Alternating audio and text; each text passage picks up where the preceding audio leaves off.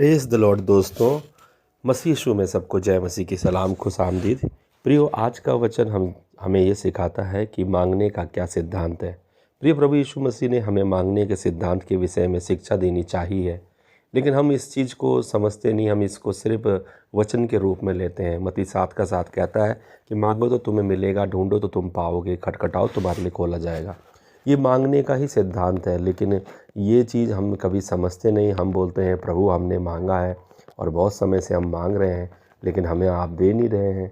और हमने तो इस साल भी मांगा था, नहीं मिला, पिछले साल भी मांगा था, नहीं मिला, आने वाले साल में भी मांगेंगे तो क्या उम्मीद करें हमें मिल रहा है कि नहीं मिल रहा है ना। और इस प्रकार से कईयों की प्रार्थना में डिले होता है और वो घबरा जाते हैं, वो हियाव छोड़ देते हैं। तो प्रभु ने इसकी शिक्षा देनी चाहिए। और हम यहाँ पर देखते हैं कि लूका रचित सुसमाचार उसका 11 अध्याय 5 से 13 हमें सिखाता है कि यहाँ पर वचन जब कहता है कि तब उसने उनसे कहा, तुम में से कौन है जो उसका एक मित्र हो और वो आधी रात को उसके पास आए और उससे कहे, हे मित्र, मुझे 3 रोटियां दे, क्योंकि एक यात्री मित्र मेरे पास आया है और उसके आगे रखने के लिए मेरे पास कुछ नहीं।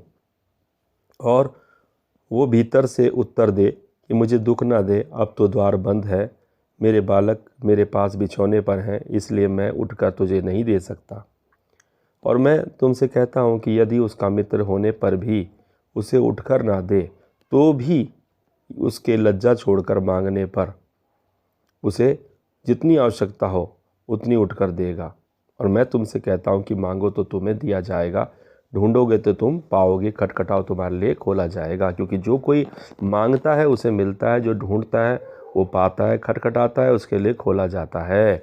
तुम में से ऐसा कौन पिता है जब उसका पुत्र रोटी मांगे तो उसे पत्थर दे, या मछली मांगे तो उसे सांप दे, या अंडा मांगे तो बिच्छू दे? अतः जब तुम अपने बच्चों को अच्छी वस्तुएं देना जानते हो तो तुम्हारा स्वर्गीय पिता अपने मांगने वालों को पवित्र आत्मा क्यों ना देगा। तो प्रियो, ये वचन हमें सिखाता है कि हमें मांगने के थ्री स्टेज में काम करना चाहिए, ना कि एक ही स्टेज में आके रुक जाना चाहिए। और हम इस तरीके से, ये हमारा घमंड भी दिखाता है, क्योंकि अगर हम पहली स्टेज में हमने मांगा था और हमें नहीं मिला तो हम एक तरीके से घमंडी हैं।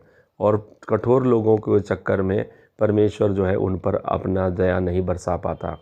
क्योंकि आप पत्थर हैं मान लिया, और पत्थर में पानी डालेंगे तो बहकर नीचे आ जाएगा। उसी प्रकार आशीष के लिए आपको स्पंज जैसा हिसाब चाहिए कि जितना पानी डालें आपके अंदर आ जाए। और स्पर्श के लिए स्पंज के क्यों इतना पानी पीता है? क्योंकि उसके छेद रहते हैं उसमें, और उसमें जितने घाव रहते हैं, इसीलिए टूटा मन और परमेश्वर के योग्य बलिदान होता है। तो यहाँ पर हम देखते हैं कि इसको हम कैसे इस तरीके से समझें कि प्रियो, तो नम्रता के कारण आपको अपॉइंटमेंट मिलेगा, नम्रता के कारण ये सब मिलेगा। क्योंकि आप मांगने पे नहीं रुके, आप ढूंढ भी रहे हैं कहाँ मिलेगा, और आप ढूंढने पे नहीं रुके, आप खटखटा भी रहे हैं बार बार आकर के कि तो प्रभु ज़रूर सुनते हैं। तो कैसे हम इस बात को सीखेंगे? हम देखते हैं 1 शमूएल 1 अध्याय 12 से 17-18 में ऐसा लिखा हुआ है कि वहाँ पर हन्ना बार बार विनती करती है और उसे 20 साल से उसकी कोख बंद है। लेकिन इस समय जब वो बहुत विलाप कर रही थी तो वहाँ पर उसका एली याजक वहाँ पर बैठा था, और एली याजक ने उसकी नम्रता का टेस्ट लिया और उसे कहा, तू नशे में है। देखिए, उसे नशे में बोल दिया। एक व्यक्ति, एक स्त्री दुखियारी है, उसे नशे में कह दिया, तो उसकी क्या प्रतिक्रिया होनी चाहिए? झुंझुलाकर प्रतिक्रिया देनी चाहिए थी। लेकिन प्रियो, यहाँ ऐसा नहीं हुआ। उसने कहा, अपनी दासी को ओछी स्त्री ना जान। बहुत चिढ़ाए जाने के कारण, बहुत ज़्यादा दुख में होने के कारण मैंने इस प्रकार की प्रार्थना की है कि मेरे होंठ तो हिलते थे लेकिन शब्द नहीं निकलता था। तो ये एक चीज़ है। और उसके बाद उस एली ने भी उसको आशीष दी, उसके नम्रतापूर्वक उत्तर देने के कारण। और दूसरा हम देखेंगे यहाँ पर लूका रचित सुसमाचार 18 अध्याय 38-29 में। अब यहाँ पर भी एक ऐसी बात यहाँ पर है कि जो आपको और हमको बड़ा सीखने को मजबूर करती है कि हमें क्या सीखना चाहिए। यहाँ पर हम एक विधवा स्त्री के बारे में देखते हैं जो बार बार अधर्मी न्यायाधीश के पास जाती है और बार बार क्या करती है। हाँ, यहाँ पर हम देखते हैं कि वो अधर्मी न्यायाधीश को बोलती है, नाक में दंग करती है बार बार आकर के। तो ये उसका देखती है कि उसे उससे न्याय चाहिए था, इसलिए वो बार बार उसे पुकार रही थी। और इसी प्रकार से हम यहाँ पर 38 और 39 में भी देखते हैं कि यहाँ पर अंधा बरतिमाई है और जो बार बार डांटे जाने के बाद भी उठ रहा है और पुकार रहा है, हे दाऊद की संतान मुझ पर दया कर। क्योंकि वहाँ पर उसे लोग डांट रहे थे, उसे धुतकार रहे थे, उसे तुच्छ जान रहे थे, तो भी वो पुकारता रहा। फिर हम देखते हैं कि यहाँ पर मत्ती 15 अध्याय उसके 21 से 28 में वहाँ पर एक सामरी स्त्री का दृष्टांत है, जहाँ पर हम देखते हैं कि उसकी बेटी को दुष्ट आत्मा सता रही थी और हमने पाया कि प्रभु यीशु मसीह ने उसे कहा, मैं बालकों की रोटी कुत्तों को नहीं देता। कुत्ता शब्द तक भी प्रभु ने प्रयोग किया, तो भी उसने कहा, हाँ प्रभु, कुत्ते भी तो अपने मालिकों की चूर-चार खाते हैं। तो ये उसकी नम्रता थी। प्रियो, नम्रता मांगने में हमें नम्रता, दीनता, आस्था और धैर्य, ये चारों चीज़ चाहिए होती है। और जब वे व्यक्ति हम मांगते हैं, लज्जा छोड़ के मांगते हैं, दिन रात मांगते हैं और विश्वास करते हैं, धीरज धरते हैं, हम नाराज़ नहीं होते हैं। देखिए, यहाँ पर एक मित्र होने पर भी वो उसको नहीं सुन रहा था, उसके बावजूद उसे लज्जा छोड़ के मांगा और लज्जा छोड़ के मांगने पर उसे दिया गया। कितनी बार हम लोग घमंडी हो जाते हैं, कितनी बार हम जो हैं इस प्रकार से होते हैं कि हम बोलते हैं कि ठीक है, ये तो जानता था मेरी परिस्थिति को, इसने मेरी मदद नहीं करी।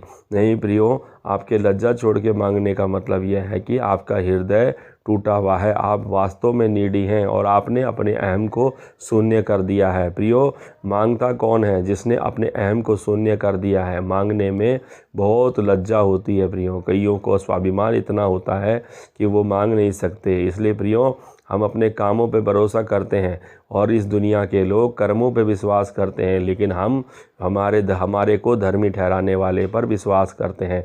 और इसके लिए नम्रता चाहिए होती है, क्योंकि जब हम देखते हैं कि एक जगह पर जब नामान कोढ़ी एलीसा के पास आया और एलीसा ने उसे कहा, जाकर यरदन में 7 डुबकी मार ले तो तेरा कोढ़ चला जाएगा। और उसे ये बुरा लगा, क्योंकि एक छोटी सी बात थी। उसने कहा, क्या हमारे यहाँ नदी नहीं थी तो जो हमें तू अपनी नदी में कुदा रहा है? तो देखिए, उसको भी उसके सहायकों ने समझाया कि देख, तेरे से अगर भविष्यद्वक्ता कोई बड़ी बात कहता तो तू वो नहीं करता। और उसने नम्रता से आज्ञा मानी और वो जैसे ही उसने 7 डुबकी यरदन नदी में मारी तो वैसे ही वो उसका वजन सही हो गया। तो मेरा कहने का मतलब है, नम्रता, आज्ञा पालन और दीनता से ही प्रभु क्या करते हैं, हमारी प्रार्थनाओं का उत्तर देते हैं। और इसीलिए हमें हमारे कामों को कई बार रोकते हैं ताकि हम नम्र होना सीखें। प्रभु ने कहा, मुझसे सीखो, मैं नम्र और मन में दीन हूँ। प्रियो, ये बात है। देखिए, हम देखते हैं प्रभु यीशु मसीह के जीवन के विषय में, वो परमेश्वर के पुत्र थे और पुत्र होने का अधिकार उनके पास था। वो स्वयं परमेश्वर की स्वरूप थे, तो भी वो अपने पिता से जब बात करते हैं, वो ऐसे बात करते हैं, करा कर आंसू बहा कर अपनी आज्ञा मानना सीख करके अपने पिता को उन्होंने खुश किया, ना कि अधिकार का दुरुपयोग किया। और जब तक उसके प्रभु के वचन में लिखा हुआ है, परमेश्वर के वचन में लिखा है कि उसने पुत्र होने पर भी आज्ञा मानी और आंसू बहा कर प्रार्थनाएं करी, है ना, और भक्ति के कारण उसकी सुनी गई। तो प्रियो, उसने अपने अधीन हो गया, वरन दास के स्वरूप में हो गया, वरन दासों का दास हो गया। जो परमेश्वर ने कहा उसने वो किया। पुत्र का कोई भी अधिकार अपने ऊपर नहीं रखा, ना उसका घमंड रखा, वरन अपने आप को लज्जित कर दिया। इसीलिए उसके विषय में कहा जाता है कि उसकी प्रार्थना सुनी गई। इसीलिए वो जो उसके नाम से प्रार्थना करते हैं उनकी सुनी जाती है, क्योंकि उसने अपने आप को दीन किया। इसीलिए परमेश्वर ने उसे शिरोमणि किया। आज हमें प्रार्थना में दीन होना चाहिए। यदि आप और हम प्रार्थना में दीनता को धारण करेंगे, नम्रता को धारण करेंगे और विश्वास करेंगे, धीरज करेंगे और उसी के आसपास घूमते रहेंगे और उसी को ठिकाना मानेंगे, उसी को शरण स्थान मानेंगे, उसी की बाट जोएंगे, तो अवश्य प्रियो, आपके जीवन में भी विश्रांति के दिन आएंगे और आप ज़रूर आशीष पाएंगे जो आपने प्रार्थना की है। इस वचन के द्वारा प्रभु आपको और मुझको आशीष दे। जय मसीह की। आइए हम प्रार्थना करेंगे। प्रभु जी, हम प्रार्थना करते हैं, फिर प्रभु जितने लोगों ने ये वचन सुना उनके अंदर ये दान आ जाए, मांगने का और ढूंढने का और खटखटाने का, और बार बार वो प्रभु आपको पुकारे और आपसे पाए। यीशु के नाम में मांगते हैं, आमीन। God bless you.